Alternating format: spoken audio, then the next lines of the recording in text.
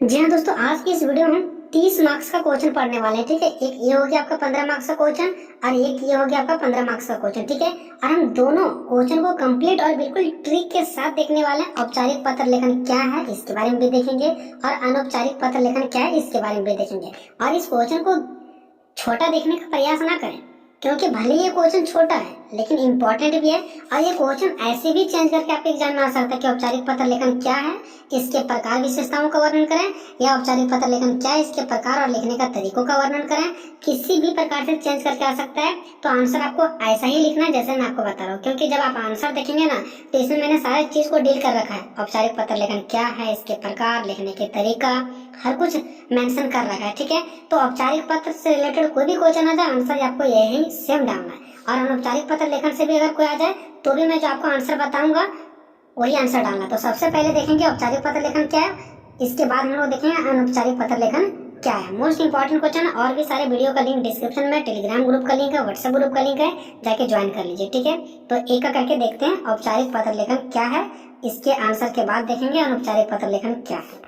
इस वीडियो में आपको बताने वाले हैं औपचारिक पत्र लेखन किसे कहते हैं, या तो फिर अगर क्वेश्चन चेंज करके आपको देता है कि औपचारिक पत्र लेखन क्या है, उदाहरण के साथ समझाएं, तो हम आपको कंप्लीट औपचारिक पत्र से रिलेटेड मैं आपको कंप्लीट इस वीडियो में आपको मैं आंसर बताऊंगा। चाहे किसी भी तरीके से क्वेश्चन घुमा करके क्यों ना दे दे, बस आपको अगर औपचारिक पत्र लिखा हुआ मिल जाए तो आपको पूरा आंसर यही डालना है। फुल का फुल मार्क्स मिलेगा आपको। 16 नंबर का या 20 नंबर का जितने का क्वेश्चन होगा आपको फुल का फुल मार्क्स मिलने वाला है। उदाहरण के साथ बहुत ही आसान सरल भाषा में आपको मैं समझाने वाला हूँ। देखिए, औपचारिक पत्र लेखन क्या होता है। देखिए, जो पत्र होता है वो दो प्रकार का होता है, एक औपचारिक, एक अनौपचारिक। औपचारिक वो होता है दोस्तों जो हमारे रिलेशन में नहीं होते हैं और उसके पास पत्र लिखते हैं। जैसे शिक्षक, कोई ऑफिस के कर्मचारी हो गया, कोई सरकारी विभाग वाले हो गए हैं, कॉलेज हो गए हैं, ठीक है, बड़े बड़े स्कूल हो गए, ये सब सर के पास जो हम लोग पत्र लिखते हैं वो हो जाता है हमारा औपचारिक पत्र। और जो अपना रिलेशन में भाई बहन, माता पिता, मौसा मौसी, ये सब के पास जो पत्र लिखते हैं वो हो जाता है अनौपचारिक। ठीक है, तो हमें पढ़ना औपचारिक पत्र के बारे में, यानी कि जो हमारे रिश्तेदारों से हट करके जिसके पास पत्र लिखते हैं, जैसे ऑफिस, सरकारी विभाग, कॉलेज, स्कूल, ये सब में जो पत्र लिखते हैं हम लोग उसको बोलते हैं औपचारिक पत्र। ठीक है, जिसके बारे में हम नहीं जानते हैं। आप मान लो कि कॉलेज है तो कॉलेज वाले सर के पास आप लिख रहे, क्या उसके बारे में आप जानते हैं? नहीं जानते हैं। ठीक है, तो ये होता है हमारा औपचारिक पत्र लेखन। ठीक है, तो देखिए, ऐसा पत्र लेखन जो किसी अपरिचित अधिकारी, मान लो कि आप कहीं जा रहे हैं, कोई ब्लॉक जा रहे हैं, कहीं आपको कोई जमीन से रिलेटेड कोई काम कराना है, तो आप ढूंढेंगे कि वो अधिकारी कौन है, तो वहाँ पे जमा दे देंगे, फिर चल जाएंगे। या तो फिर उस अधिकारी कहाँ बैठता है, उसके बारे में नाम वाम आपको पता है। इसका मतलब ये नहीं कि आपको उसके बारे में पूरा कुछ पता है, वो अपरिचित है, वो आपका रिलेशन में नहीं आ रहा है, मतलब वो अपरिचित है सीधा सीधी। आपके स्कूल के जो टीचर हैं, आप उससे बहुत घुल मिल जाते हो, आप उसके बारे में हर कुछ जानते हो, फिर भी आप उससे अपरिचित हो, क्योंकि वो आपका रिलेशन में नहीं है। परिचित उसी से है जो हमारा रिलेशन में होता है। ठीक है, बाकी सब हमारा अपरिचित है। तो ऐसा पत्र लेखन जो किसी अपरिचित अधिकारी, कार्यालय या सरकारी विभाग को लिखा जाता है, जिसके बारे में नहीं जानते हैं। ठीक है, वैसा अधिकारी या वैसा कार्यालय, वैसा सरकारी विभाग जो हमसे अपरिचित होते हैं, जो हमारे रिलेशन में नहीं होते हैं, और उसको जो लिखा जाता है तब उससे हम लोग बोलते हैं औपचारिक पत्र। ठीक है, जैसे कार्यालय पत्र, सरकारी पत्र, ये सब का सब कौन सा पत्र हो जाएगा? औपचारिक पत्र। ठीक है, अब देखिए, औपचारिक पत्रों की भाषा सहज और शिष्टापूर्ण होती है। जो हम लोग औपचारिक पत्र लिखते हैं वो सहज भाषा होना चाहिए। ठीक है, कैसा होना चाहिए? एकदम सहज भाषा और एकदम शिष्टापूर्ण होना चाहिए। आप गलत सलत नहीं लिख सकते। कोई अधिकारी के पास लिख रहे हैं तब गलत सलत नहीं लिख सकते हैं, शिष्टापूर्ण होना चाहिए उसमें से।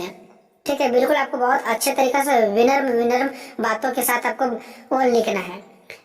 उसके बाद देखो, बताया गया इन पत्रों में केवल काम या अपनी समस्याओं के बारे में ही बात किया जाता है। इसमें ये नहीं पूछा जाता कि हाय प्रधानाचार्य आप कैसे हैं, मुझे विश्वास है कि आप बहुत अच्छे होंगे, ऐसा कुछ भी नहीं। सीधा सीधी सेवा में श्रीमान प्रधानाध्यापक महोदय और अपना प्रॉब्लम सुनाना है। इसमें ज्यादा कुछ यहाँ नहीं दिखाना है अपने बारे में। ठीक है, तो केवल इसमें काम और अपनी समस्या के बारे में ही बात किया जाता है, इससे अलावा हट करके कुछ और भी बात नहीं किया जाता है। इसको हम लोग बोलते हैं औपचारिक पत्र लेखन। ठीक है, जो हम लोग अपना रिलेशन, अपने दोस्ती यारी, फैमिली में नाम लिख करके किसी दूसरे अपरिचित अधिकारी, सरकारी कार्यालय में हम लोग लिखते हैं। अब बात करते हैं औपचारिक पत्र के प्रकार कि औपचारिक पत्र जो होते हैं वो कितने प्रकार के होते हैं। ठीक है, तो कुल मिलाकर के अगर देखा जाए तो औपचारिक पत्रों को 3 वर्गों में बांटा जा सकता है, 3 वर्गों में विभाजित किया जा सकता है।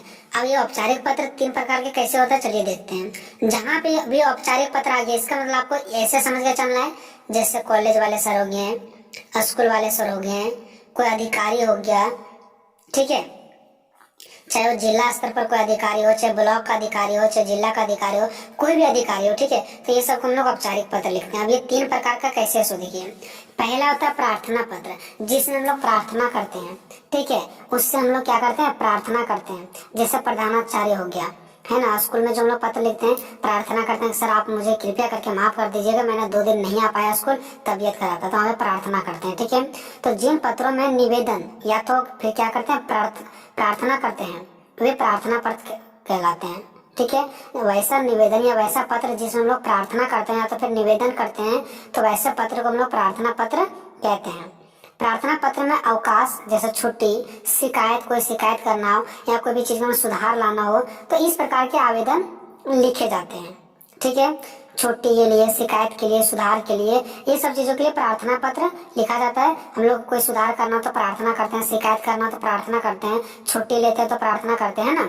और ये पत्र खास करके स्कूल के प्रधानाचार्य से लेकर किसी भी सरकारी विभाग के अधिकारियों को भी लिखा जा सकता है, लेकिन अधिकतर ये किसी स्कूल के प्रधानाचार्य नहीं, प्रिंसिपल के पास लिखा जाता है, तो इसको बोलते हैं प्रार्थना पत्र। ठीक है, दूसरा आपका हो गया कार्यालय पत्र। कार्यालय जो कार्यालय में लिखा जाता है, जैसे कोई अधिकारी वगैरह के पास। ठीक है, तो जो पत्र कार्यालय काम काज के लिए लिखे जाते हैं, जैसे आपको राशन कार्ड में किसी व्यक्ति का नाम चढ़वाना है तो उसके लिए जो पत्र लिखा गया, जो कार्यालय सरकारी कार्यालय में दिया गया, ठीक है, तो वैसा पत्र कार्यालय पत्र कहलाते हैं।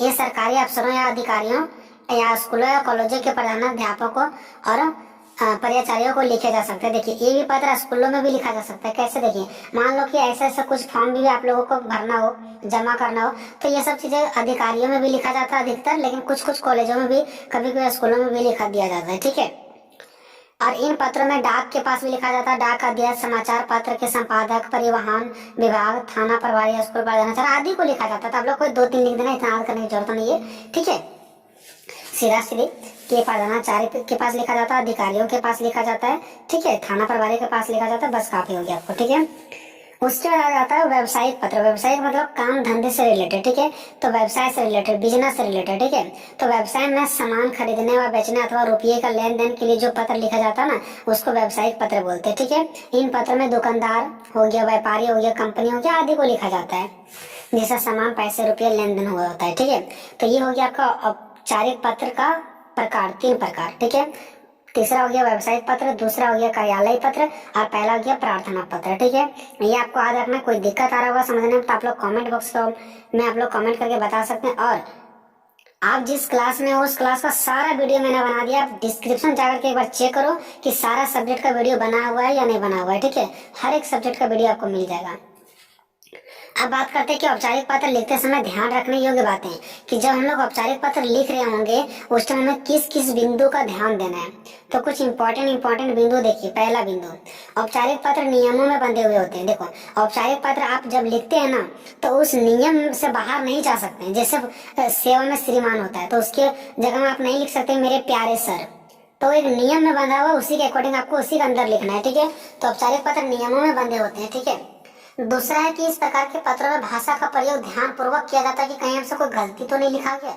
तो इस भाषा का जो प्रयोग होता है ना, लिखावट का जो प्रयोग होता है ना, बहुत ही ध्यान से किया जाता है। इसमें अनावश्यक बातों ने फालतू की बातों को उल्लेख नहीं किया जाता है। ठीक है, क्या कैसे हैं, खाना खाएं कि नहीं खाएं, फालतू की बातों नहीं। तीसरा पॉइंट है पत्र का आरंभ और अंत प्रभावशाली होना चाहिए। जो पत्र हम लोग लिखते हैं औपचारिक पत्र, उसका शुरुआत और अंत जो करते हैं सो वो बिल्कुल प्रभावशाली यानी बहुत अच्छा होना चाहिए। चौथा पॉइंट है पत्र की भाषा सरल होना चाहिए, सिंपल होना चाहिए, लेख स्पष्ट भाषा होना चाहिए और सुंदर होना चाहिए। पांचवा, यदि आप कक्षा अथवा परीक्षा भवन से पत्र लिख रहे हैं, आप कोई कक्षा के स्टूडेंट हैं या कोई परीक्षा भवन से पत्र लिख रहे हैं, तो उसमें ये चीजें मेंशन जरूर करना होता है कि आप कक्षा अथवा परीक्षा भवन से लिखना है चाहिए। ठीक है, मतलब आप कक्षा अथवा परीक्षा भवन से पत्र लिख रहे हैं तो कक्षा अथवा परीक्षा भवन लिखना चाहिए। वहाँ पे लिखना पड़ेगा कि हम कहाँ से लिख रहे हैं, परीक्षा भवन से या कक्षा से या ग्राम मोहल्ला किस से लिख रहे हैं, वो आपको वहाँ मेंशन करना पड़ता है।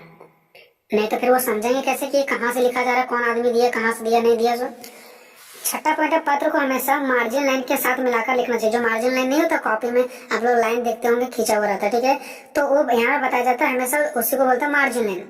तो मार्जिन लाइन के साथ मिलाकर के लिखना चाहिए, इससे पत्र सुंदर और स्पष्ट दिखता है, ठीक है। एंड लास्ट हमारा सातवां जो ध्यान रखने योग्य बात यह है कि इसको पत्र को एक पृष्ठ में ही लिखना चाहिए। आप लोग सुनेगा कि पत्र को हमेशा एक ही पेज के एक ही साइड लिखने के लिए बोला जाता है, इससे क्या होता है, बहुत ही अच्छा रहता है। दूसरे साइड ले जाने से कोई दिक्कत नहीं होता, बट एक ही पेज में अगर लिखा जाता है तो सबसे बेटर माना जाता है। तो ये 7 पॉइंट था ध्यान रखने योग्य कि जब हम लोग औपचारिक पत्र लिखते हैं तो क्या क्या हम लोगों को ध्यान देना है, ठीक है। अब बात करते हैं औपचारिक पत्र के निम्नलिखित 7 अंग होते हैं कि इसके अंग कितने होते हैं। अंग का मतलब कहाँ पे क्या क्या हम लोग डालते हैं। तो पहले हम लोग डालते हैं शुरुआत में कि सेवा में।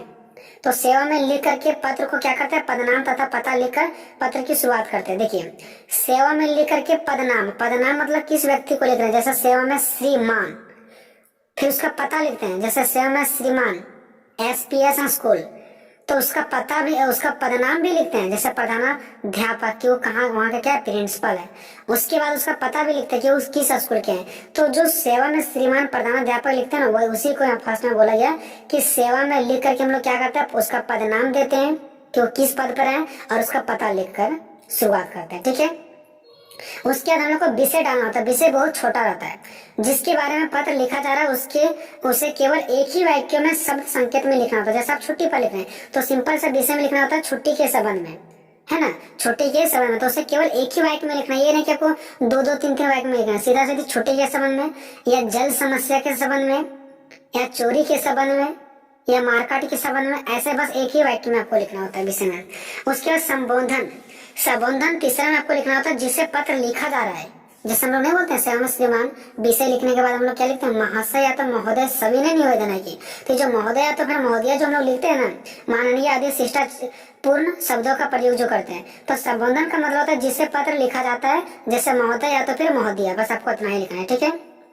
इससे क्या होता है, शिष्टाचार पूर्ण शब्दों का प्रयोग होता है, ठीक है। उसके चौथा विषय वस्तु। तो विषय वस्तु में 2 चीज आता है, पहला अनुच्छेद और दूसरा अनुच्छेद, ठीक है। उसमें पहला अनुच्छेद में हम लोग क्या करते हैं, सविनय निवेदन यह है कि से वाक्य क्या करते हैं, शुरुआत करते हैं और फिर अपनी समस्या को लिखते हैं, और फिर अंत जब हम लोग करते हैं दूसरे अनुच्छेद में, तो उसमें हम लोग क्या बोलते हैं कि आपसे विनम्र निवेदन है कि जितना से जितना जल्द हो सके मेरा कामों को या तो फिर मुझे छुट्टी देने को माफ करें, ऐसा बोलते हैं ना। तो आपसे विनम्र निवेदन है कि लिख कर आप उसमें से क्या उम्मीद रखते हैं उसे लिखते हैं, ठीक है, जो बीच में लिखते हैं, ठीक है, ये हो गया। उसके बाद जब लास्ट में चल जाता है 5वां में, तो हस्ताक्षर व नाम। उसके बाद क्या करते हैं, धन्यवाद करने के बाद आप क्या करते हैं, उसमें हस्ताक्षर व अपना नाम लिखते हैं। उसके बाद परीक्षा का पता, परीक्षा का पता मतलब जो आप खुद पत्र लिख रहे हैं उसको आपको लास्ट में पता देना पड़ता है, शहर आपका क्या, कौन सा मोहल्ला से है, कौन सा पिन कोड है, ये आपको लिखना पड़ता है, ठीक है। तो परीक्षा का पता मतलब जो लिख रहा है उसका पता। उसके बाद फिर दिनांक हम लोग डालते हैं, ठीक है। ये हो गया, ये हमने सब कुछ बता दिया। अब थोड़ा सा एक उदाहरण लेकर के भी बताएंगे कि कैसे हम लोग लिखते हैं। तो औपचारिक पत्र लेखन के उदाहरण, क्वेश्चन खुद से तैयार करना है। स्वास्थ्य खराब होने यानी कि बीमारी होने के संबंध में या तो स्वास्थ्य खराब होने के कारण 5 दिनों की छुट्टी लेने के संबंध में विद्यालय के प्रधानाचार्य को पत्र लिखें। ये आपको खुद से उदाहरण देना है, ठीक है, तभी आपको 16 या 20 नंबर मिलेगा, ठीक है। चाहे उदाहरण लिखने बोले चाहे नहीं बोले, सिर्फ अगर इतना ही बोल देगा कि औपचारिक पत्र क्या है, तब भी आपको उदाहरण लिखना है। और अगर उदाहरण लिखने बोलेगा तो आपको एक उदाहरण दे देना है, 5 दिनों के छुट्टी के लिए संबंध में प्रधानाचार्य यानी प्रिंसिपल को एक पत्र। देखिए, मैंने यहाँ पे लिख करके आप लोगों को फॉर्मेट में बताया, इसी प्रकार से आपको वहाँ पे लिखना है, ठीक है। सेवा में वो साइड लिखना है श्रीमान प्रधानाचार्य या प्रधानाध्यापक महोदय, ठीक है, प्रधानाध्यापक, सॉरी, ठीक है, सेवा में श्रीमान प्रधानाध्यापक। उसके बाद कोई स्कूल का नाम डाल देना है, उसके बाद वो स्कूल कहाँ पे हो थोड़ा सा नीचे मेंशन कर देना। ये हो गया। विषय बुखार के कारण 5 दिनों की छुट्टी के संबंध में, या तो सिंपल सा लिखना विषय 5 दिनों की छुट्टी के संबंध में। महाशय, सविनय निवेदन यह है कि मैं आपके विद्यालय कक्षा 8वीं की छात्र हूँ। दरअसल कल रात से मैं बुखार से पीड़ित हूँ। डॉक्टर ने बताया कि मुझे डेंगू हुआ है। डॉक्टर ने मुझे कुछ दिनों आराम करने की सलाह दी है, ठीक है। डॉक्टर ने मुझे कुछ दिनों की आराम करने की सलाह दी है, अतः आपसे निवेदन है कि मुझे 5 दिनों की छुट्टी देने की कृपा प्रदान करें। इसके लिए मैं सदा आभारी बना रहूंगा, ठीक है। देखिए, यहाँ पे आप लोग देख रहे होंगे कि यहाँ पे क्या लिखा गया, आराम करने की सलाह दी गई। उसके बाद उस लाइन को छोड़कर के नीचे लिखा गया, अतः आपसे क्या निवेदन है कि 5 दिनों की छुट्टी देने की कृपा प्रदान करें। तो इसी को बोला गया अनुच्छेद 1 और अनुच्छेद 2। यहाँ पे देख सकते हैं, महोदय से लेकर के आभारी बना रहूंगा, यहाँ तक में 2 अनुच्छेद है, ठीक है। एक सविनय निवेदन से स्टार्ट हुआ और लास्ट में जो आता हम लोग क्या किए, आभारी रहूंगा, जो उससे विनम्र निवेदन किए। उसके लेफ्ट साइड नहीं बल्कि राइट साइड आपको लिखना है धन्यवाद, उसका दिनांक वगैरह, अपना नाम वगैरह, पिन कोड वगैरह जो भी होता है, ठीक है। बट स्कूल के लिए पिन कोड देना जरूरी नहीं है, तो इतना चीज आपको मेंशन कर देना। इसके बाद ये चीज आपका क्या हो जाएगा, खत्म हो जाएगा। अनौपचारिक पत्र लेखन क्या है, ठीक है। इसके पहले मैंने औपचारिक पत्र के बारे में बता रखा है, ठीक है। अगर नहीं देखे तो जाकर के देख लीजिए, और सारा सब्जेक्ट का क्वेश्चन विथ आंसर का वीडियो डिस्क्रिप्शन में मैंने डाल दिया, ठीक है। टेलीग्राम ग्रुप भी ज्वाइन कर लीजिएगा, आपके लिए बहुत ही अच्छा होगा। देखिए, इसके पहले पढ़े थे औपचारिक पत्र लेखन क्या है। आज की इस वीडियो में आपको हम बताने वाले हैं अनौपचारिक पत्र लेखन। या तो औपचारिक पत्र लेखन एग्जाम में आएंगे या अनौपचारिक, दोनों नहीं आएंगे, या औपचारिक या अनौपचारिक, ठीक है।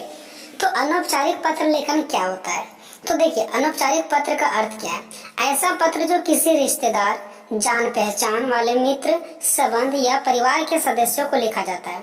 कुल मिलाकर के अनौपचारिक पत्र होता है जो हम लोग अपने रिश्तेदार, दोस्त, संबंध, परिवारों के सदस्यों को लिखते हैं। एक देखिए शिक्षक के पास लिखते हैं तो शिक्षक एक अलग हो गया। कोई शिकायत के लिए हम लोग लिखते हैं जिला पदाधिकारी को, तो वो एक अलग हो गया, लेकिन वो हो गया औपचारिक पत्र। अनौपचारिक मतलब तो जो अपने परिवार, घर, संबंध, दोस्ती आदि से जो हम लोग लिखते हैं वो अनौपचारिक पत्र कहलाते हैं, ठीक है।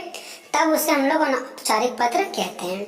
जैसे मित्र को लिखा गया पत्र, बधाई देने के लिए पत्र, किसी का बर्थडे है तो उसमें बधाई देने के लिए पत्र, पिता को लिखा गया पत्र, बहन को लिखा गया पत्र, भाई को लिखा गया पत्र, ठीक है। अपने चाची, मौसा, मौसी, ये सब जितने भी सारे पारिवारिक पत्र होते हैं उस सभी को हम लोग बोलते हैं अनौपचारिक पत्र लेखन, ठीक है। इसमें हम लोग डर कर नहीं लिखते हैं, अपना जो खुशी या दुखी होता है, कहीं कहीं दुख से भी हम लोग कोई पत्र लिखते हैं, तो अपना खुशी या दुखी अपने मर्जी से हम लोग लिखते हैं। लेकिन वही औपचारिक पत्र में हम लोग ये थोड़ा रिस्पेक्ट में रह करके लिखना पड़ता है, ठीक है। तो अनौपचारिक पत्र समझ गए आप लोग। अब अनौपचारिक पत्र लेखन होते कितने प्रकार के हैं, तो देखिए अनौपचारिक पत्र के प्रकार। तो अनौपचारिक पत्र के निम्नलिखित प्रकार होते हैं। कौन कौन होता है, पहला देखिए बधाई देने वाला पत्र, दूसरा जो शुभकामना देते हैं, शुभकामना का पत्र हो गया, तीसरा आपका हो गया निमंत्रण पत्र, चौथा हो गया आपको विशेष अवसरों पर लिखा गया पत्र, कोई जो विशेष अवसर होता है ना तो उस पर लिखा गया पत्र, पांचवा होता है आपका सांत्वना पत्र, ठीक है। एंड छठा होता है किसी प्रकार की जानकारी देने के लिए पत्र, जानकारी देने के लिए पत्र, और सातवां होता है सलाह देने के लिए पत्र, ठीक है। तो इस प्रकार से कुछ अनौपचारिक पत्र के प्रकार हैं, ये 7 हैं, ठीक है। आपको याद रखना है, ठीक है। उसके बाद हम लोग पढ़ेंगे अनौपचारिक पत्र लिखते समय हमें किस किस बात का ध्यान देना चाहिए, ठीक है। सेम वही पैटर्न को मैं इस क्वेश्चन को बता रहा हूँ, उसी पैटर्न पर लागू करके जिस प्रकार से इसके पहले मैंने औपचारिक पत्र लेखन बता रखा था, आप सभी को याद होगा, ठीक है। तो उसी पैटर्न पर मैं अनौपचारिक पत्र लेखन बताया हूँ, ठीक है। अगर आप औपचारिक पत्र लेखन को समझ गए होंगे और वीडियो कर देख लिए होंगे तो अनौपचारिक पत्र आपको बहुत ही आसान तरीके से समझ में आ जाएगा। अनौपचारिक पत्र लिखते समय हमें निम्नलिखित बातों का ध्यान रखना चाहिए, यानी कि कौन कौन से बातों का ध्यान रखना चाहिए, तो बहुत सारे ऐसे बात है जिसको हम लोगों को ध्यान रखना चाहिए। पहला क्या है, देखिए पहला भाषा सरल व स्पष्ट होना चाहिए। जो भी हम लोग लिखेंगे पत्र में वो भाषा यानी लैंग्वेज बहुत ही सिंपल होना चाहिए, ताकि हम अपने मम्मी पापा रिश्तेदार कम पढ़े लिखे होते हैं, ठीक है, तो उसको समझ आना चाहिए, ठीक है। तो भाषा सरल व क्या होना चाहिए, स्पष्ट होना चाहिए। दूसरा, पत्र लेखन में आयु, योग्यता, पद आदि का ध्यान रखा जाना चाहिए। जैसे मान लीजिए आप पत्र लिख रहे हैं, आप पिता को पत्र लिख रहे हैं, तो कम से कम आपको ये चीज ध्यान रखना कि हम पिता को पत्र लिख रहे हैं, हमसे बहुत उम्रदार हैं पिता, यानी उसकी आयु बहुत आगे है, या तो फिर आप अपने भाई पर लिख रहे हैं जो कि आपका भाई बहुत ही उच्च लेवल पर है, तो आयु दे करके लिखना कि कौन व्यक्ति कहाँ का हैसियत कैसा है, वो किस पद पर है, ठीक है, वो कितने उच्च अधिकारी हैं, उसी हिसाब से आपको बात करना है ना। मान लो कि आपके पिता हैं और आप अपने दोस्त के जैसा बात करोगे तो ये अच्छा नहीं है।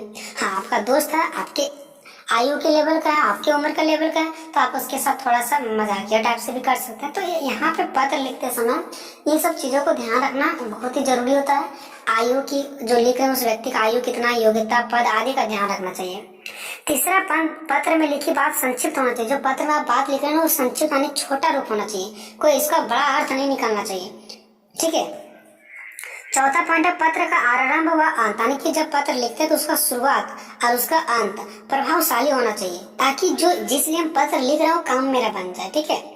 उसके बाद हमारा पांचवा है भाषा और वर्तन, यानी जो भाषा लिखते हैं स्वर, जो हम लोग वर्तन यानी कि अपना मुंह के द्वारा जो लिखा गया वर्ताव है वो शुद्ध तथा लेख व स्वच्छ होना चाहिए, ठीक है। छठा पॉइंट है पत्र प्रेषक। देखिए प्रेषक का मतलब होता है जो पत्र लिख रहा है, और प्रापक का मतलब होता है जो पत्र को प्राप्त करता है, कि जिसको हम लिख रहे हैं। एक हम लोग लिखते हैं और जिसके पास जाता है उसको प्रापक कहते हैं। वो दोनों वालों का पता साफ व स्पष्ट लिखा होना चाहिए। मान लो कि प्रेषक, हम अपना प्रेषक जो लिख रहे हैं उसका भी पता होना चाहिए, तब ना उसको पता चले कौन पत्र लिखा है, और प्रापक का भी पता होना चाहिए, तभी तो वो पत्र उसके तक पहुंचेगा ना। ठीक है, तो प्रेषक मतलब लिखने वाला, प्रापक मतलब प्राप्त करने वाला। ठीक है, उसके बाद नेक्स्ट है सातवां पॉइंट, अपना पता और दिनांक लिखने के बाद एक पंक्ति छोड़कर आगे लिखना चाहिए। मतलब अपना पता आगे हम आपको बताएंगे भी। ठीक है, जब हम लोग अपना पता लिख लेते हैं और दिनांक लिख लेते हैं, उसके बाद एक लाइन आपको छोड़ना है, एक पंक्ति छोड़ना है, और उसके आगे ही आपको लिखना है पूज्य पिताजी। ठीक है, चरण स्पर्श, मैं यहाँ कुशल पूर्वक हूँ, इस प्रकार से। ठीक है, उसके बाद 8 पॉइंट नंबर, पत्र में काट छाट नहीं होनी चाहिए। देखिए पत्र में काट छाट ज्यादा नहीं होना चाहिए। कहा गया कि अगर आप पत्र लिख भी रहे हैं ना और कहीं कट हो गया तो उसको छोड़ दीजिए, पूरा उसको पेन से पूरा चीज के कट नहीं करना है। ठीक है, तो पत्र में ये चीज देखा जाता है कि सब कट छट नहीं होना चाहिए। ठीक है, तो ये 8 पॉइंट हमको ध्यान रखना है जब हम लोग अनौपचारिक पत्र लिखते हैं उस समय। ठीक है, ये 8 पॉइंट हमें क्या करना चाहिए, ध्यान रखना चाहिए, जो कि आपको एग्जाम में लिखना है बेटर तरीका से। आप चाहो तो इसमें कुछ और भी ऐड कर सकते हो। ऐसा नहीं कि जो मैंने पॉइंट बताया बस वही पॉइंट आप रट के जाओ, इसको रट के तो जाना ही नहीं है। ये सब चीज आप पढ़े हो, पहले छोटे क्लास में पढ़े हो। ठीक है, बस आपको थोड़ा सा ध्यान देना कि इतना बड़ा 5 या 4 पेज में लिखना कैसे। ठीक है, बाकी ये सब चीज तो आप लोग ऑलरेडी पहले से जानते हो, है ना। उसके बाद हम लोग बात करते हैं अब कि जब अनौपचारिक पत्र लिखते हैं तो इसके अंग कितने होते हैं। अंग का मतलब होता है प्रारूप। प्रारूप का मतलब इसका बनावट कैसा होता है, पहले क्या लिखते हैं, उसके बाद क्या लिखते हैं, उसके बाद क्या लिखते हैं, मतलब उसी को बोलते हैं प्रारूप, यानी कि बनावट, अंग। ठीक है, तो पहला इसका क्या, पहला हम लोग पता लिखते हैं। सबसे ऊपर बाईं ओर प्रेषक का, प्रेषक मतलब पत्र भेजने वाला, लिखने वाला। ठीक है, का नाम व पता लिखा जाता है। ठीक है, सबसे ऊपर क्या लिखा जाता है, प्रेषक ने जो पत्र लिख रहा है, भेज रहा है, उसका नाम व पता लिखा जाता है। अभी कहाँ लिखा जाता है वो भी नीचे बताएंगे। ठीक है, दूसरा आपका दिनांक, जिस दिन पत्र लिखा जा रहा है उस दिन की तारीख लिखना होता है। ठीक है, तीसरा है विषय। अब देखिए दोस्तों, विषय औपचारिक और अनौपचारिक पत्र, देखिए सिर्फ औपचारिक पत्रों में लिखा जाता है विषय, अनौपचारिक पत्रों में विषय का प्रयोग नहीं किया जाता। ठीक है, इसके पहले जो मैंने वीडियो बनाया था तो वहाँ पे औपचारिक पत्र में मैंने विषय लिखे होंगे, आप जाकर देखिए। लेकिन हम लोग अभी क्या लिख रहे हैं, अनौपचारिक पत्र लिख रहे हैं, तो अनौपचारिक पत्र में विषय नहीं लिखा जाता है। ठीक है, चौथा पॉइंट है संबोधन। ठीक है, कि हम संबोधन कैसे करते हैं। तो देखिए प्रापक, प्रापक मतलब जिस व्यक्ति को पत्र लिखा जा रहा है, जिसको प्राप्त होगा, के साथ संबंध के अनुसार संबोधन का प्रयोग किया जाता है। जैसे जिस व्यक्ति को हम पत्र लिख रहे हैं, मान लो कि पिता को पत्र लिख रहे हैं, तो पिता के साथ हमें किस शब्द का प्रयोग करना चाहिए, किस प्रकार का संबोधन किया जाना चाहिए। जैसे करते हैं ना पूज्य पिताजी, अगर अपने छोटे भाई को लिख रहे हैं तो क्या लिखेंगे, प्यारा भाई। ठीक है, तो इस प्रकार से उसी को बोलते हैं संबोधन। जो हम लोग लिख रहे हैं प्रापक को, जिस व्यक्ति के पास लिख रहे हैं, उसका मेरा से संबंध कैसा है, उसी प्रकार से। मान लो कि अगर बड़े हैं तो पूजनीय बोलते हैं, पूज्य बोलते हैं, आदरणीय बोलते हैं, आदि शब्दों का प्रयोग करते हैं। वहीं अगर आपका संबंध जिसको लिख रहे हैं वो व्यक्ति छोटा है तो छोटे के लिए प्रिय लिखते हैं, प्रियवर लिखते हैं, स्नेह लिखते हैं, आदि का प्रयोग करते हैं। ठीक है, उसका शिष्टाचार शब्द, शिष्टाचार शब्द क्या होता है, तो देखिए जिसको पत्र लिखा जा रहा है उसके साथ संबंध के अनुसार, कि जिस व्यक्ति को हम पत्र लिख रहे हैं उसका संबंध आपके साथ कैसा है, उसके अनुसार से शिष्टाचार शब्दों से ही शुरुआत करते हैं। जैसे कि पूज्य पिताजी, चरण स्पर्श, ऐसे यूज करते हैं ना हम लोग। तो स्टार्टिंग में हम लोगों को पहले देखना है कि हम लिख किसको रहे हैं और उसका संबंध हमसे कैसा है, छोटे व्यक्ति है, बड़े व्यक्ति है, उसी हिसाब से हम लोग शिष्टाचार शब्द का एक प्रयोग करते हैं। जैसा सादर प्रणाम, चरण स्पर्श, नमस्ते, नमस्कार, मधुर, प्यार आदि। ठीक है, उसका छठा है मुख्य विषय। जब हम लोग नीचे आ जाते हैं, ठीक है, तो मुख्य विषय को मुख्यतः 3 अनुच्छेद में बांटा जाता है, अनुच्छेद ए, अनुच्छेद बी, अनुच्छेद सी। अनुच्छेद ए में पहले अनुच्छेद की शुरुआत कुछ इस प्रकार होनी चाहिए कि हम या तो फिर मैं यहाँ कुशल हूँ, आशा करता हूँ कि आप भी वहाँ कुशल होंगे। आपको याद होगा जब बचपन में आप लिखे होंगे तो ऐसा लिखते होंगे कि मैं यहाँ कुशल पूर्वक हूँ और आशा करता हूँ कि आप भी वहाँ कुशल पूर्वक होंगे। ये फर्स्ट में, उसके बीच में लिखना आपको। दूसरे अनुच्छेद में जिस कारण पत्र लिखा गया उस बात को उल्लेख किया जाना चाहिए। अगर आप पैसा मंगवा रहे हैं पिता से तो बीच में आपको पैसा मंगवाने के बारे में लिखना है। अगर आप बहुत अच्छे नंबर ला लिए हैं तो कैसे नंबर लाए, कितना खुश है, वो आपको बीच में लिखना है। ठीक है, तो बीच में आपको कारण लिखना है। उसका लास्ट तीसरा पॉइंट में, तीसरे अनुच्छेद में जब समाप्त हो जाता है तो कुछ वाक्य अपने परिवार व संबंधियों की कुशलता के लिए लिखने चाहिए। जैसे कि मेरी तरफ से बड़ों को प्रणाम और छोटे को आशीर्वाद, ये लास्ट में हम लोग लिखते हैं। ठीक है, तो ये 3 अनुच्छेद होते हैं किसका, मुख्य विषय का, जो लोग मेन पॉइंट लिखते हैं। उसके बाद 7वां होता है समाप्ति। तो अंत में प्रेक्षक, प्रेक्षक मतलब लिखने वाला का संबंध। जैसे कि मान लो हम किसको लिख रहे हैं तो उसके हिसाब से हम नीचे नहीं लिखते आपका पुत्र, आपका दोस्त, आपका बहन, आपका भतीजी, आपका बड़ा भाई, आपका छोटा भाई, तो उस समाप्ति में हम लोग लिखते हैं। ठीक है, ये हो गया खत्म। अब देखते हैं अनौपचारिक पत्र के एक उदाहरण। आपको उदाहरण भी देना है, कोई जरूर नहीं कि जो मैंने यहाँ पे लिखा वही उदाहरण आप दे सकते हो। मैंने यहाँ पे एग्जांपल ले लिया, पिता को अपने अध्ययन के बारे में बताते हुए पत्र, कि हम कैसे पढ़ाई कर रहे हैं उसके बारे में पिता को एक पत्र लिखना है। आप चाहो तो ऐसे भी लिख सकते हो, पिता से कुछ पैसे पढ़ाई के लिए मंगवाने के संबंध में पत्र। आप ऐसे भी लिख सकते हो, बड़े भाई से बातचीत करने के संबंध में पत्र, बहुत दिन से बात नहीं हुआ तो बड़े भाई से बात करने के लिए आप पत्र लिख सकते हो। बड़े भाई से कुछ पैसा मंगवाने के लिए पत्र लिख सकते हो, घूमने के लिए दोस्त को पत्र लिख सकते हो, आगे भी यहाँ पे आप रीजन लिख सकते हो। अगर 4 से 5 पेज इतना लिखने नहीं भर रहा है तो आप 2-2 उदाहरण दे देना। ठीक है, तो देखिए लेफ्ट साइड आप लोग यहाँ पे देख सकते हैं, यहाँ पे लिखा हुआ 105 गांधी आश्रम शिवपुर। तो यहाँ पे आपको जगह लिखना है, मोहल्ला लिखना है। जैसे मान लो हजारीबाग का मैं एक कोई गांव से हूँ, ठीक है, तो वहां पे लिख देना गांव ए हजारीबाग। जैसे मान लो कि मैं हूँ बहराड़ी से, ठीक है, तो लिखेंगे ग्राम बहराड़ी हजारीबाग। ऊपर हो गया आपका पता, उसके बाद दिनांक लिखना है, जिस दिन को आप लिख रहे हैं। ठीक है, यहाँ पे खाली जगह दिए गए, बट आपको खाली जगह नहीं देना, वहाँ पे दिनांक लिख देना है। उसके बाद एक लाइन छोड़ना, जो कि अभी मैं आपको बताया था। उसके बाद आदरणीय पिताजी, पूज्य पिताजी, चरण स्पर्श, मैं यहाँ पर सकुशल हूँ या तो फिर कुशल पूर्वक हूँ। आशा है कि आप भी वहाँ पे बहुत ही कुशल होंगे। मेरी परीक्षा निकट आ रही है, मैं समय में अध्ययन में जुट गया था। ठीक है, अतः सभी विषयों की तैयारी अच्छी तरह हो गई है। थोड़ी सी कठिनाई विज्ञान की तैयारी में हुई थी, किंतु मैंने पुस्तकालय से पुस्तक लेकर अपना कार्य पूर्ण कर लिया है। अब मुझे विशेष चिंता नहीं है। विश्वास है विगत वर्ष की तरह प्रथम श्रेणी के अंक प्राप्त करने में सफल रहूंगा। पूज्य पिताजी व माता जी के चरण स्पर्श, छोटे को प्यार। और यहाँ पे आपका आज्ञाकारी पुत्र, क्योंकि आप क्या लिख रहे हैं, पिता को लिख रहे हैं। अगर भाई को लिखते तो आप क्या लिखते हैं, आपका आज्ञाकारी भाई।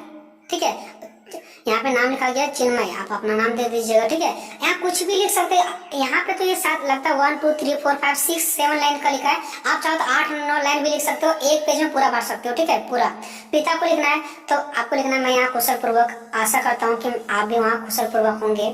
ठीक है, पत्र लिखने का मुख्य कारण यह है कि मेरा एग्जाम नजदीक है, तो मुझे कुछ बुक खरीदना है, इसके लिए मुझे कुछ पैसों की जरूरत है। तो मुझे आशा है कि आप मुझे 1000 रुपया पैसा भेज देंगे, जिसकी वजह से मैं किताब खरीदकर बहुत ही अच्छा नंबर ला सकूं। अतः नीचे लिख देना है कि पूज्य पिताजी व माताजी को चरण स्पर्श और छोटे को प्यार। उसके बाद आपको लिख देना है, ये चीज आप लिख रखे हैं बचपन में। ठीक है, आपको बहुत अच्छे तरीके से इस चीज को हमसे भी ज्यादा बेटर तरीके से आप एग्जाम में लिख करके आएंगे। ठीक है, बस मुझे एक फॉर्मेट बताना था कि 4 से 5 पेज में आपको कैसे लिखना है, तो मैंने आपको फॉर्मेट बता दिए। ठीक है, तो आशा है कि आप सभी को ये वीडियो बहुत ही अच्छा लगा होगा। ठीक है, और इसी प्रकार का और वीडियो देखने के लिए चैनल को सब्सक्राइब करें, दोस्तों में शेयर करें। मिलेंगे नेक्स्ट वीडियो में, तब तक जय हिंद, जय भारत।